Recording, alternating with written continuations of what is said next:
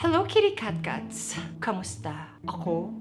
Nalingaw siya kong hatag og cat-cat tips ninyo. But it hasn't always been easy for me growing up in an all-girls school. Which one? Guess. You slowly learn more about yourself and ang imong tibok kinabuhi murag narasod sa classroom. It's okay. I'm here to help. Here are sure tips to get you through high school. Because way back then, manguta na sa kusang ko galingon og Laysho Ka! Step 1. Kung high school gali ka mong sir, no? Kailangan respectful kasi mong elders. Because they're wiser. And mas nakasod silang experience compared to you. So sit back, relax, and paghilom, dira!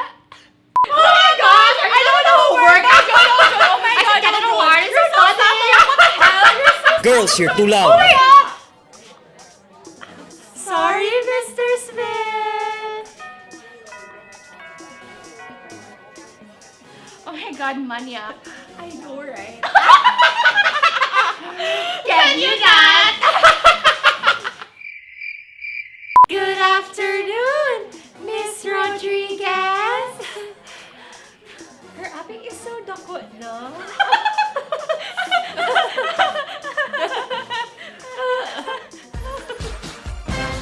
Good afternoon, Principal Cruz!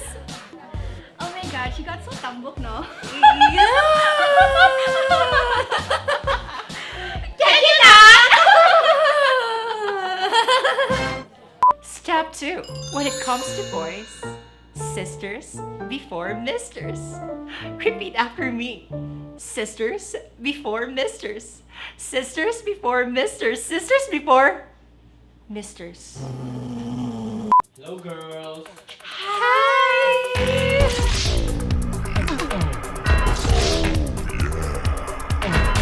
Oh my god, did you see that? Yes, I saw that! He likes me! Can you not? Step 3. When you see others staring at you, ayaw kabala ka.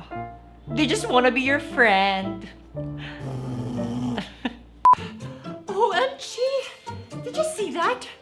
She had to tone me, Jude! Yeah, I saw that, Jude. I saw it also. Jude! You know why she's looking at us? Why? Because she knows we're richer than her. OMG! She's so squaw! Yeah, like toad squat. Can you not?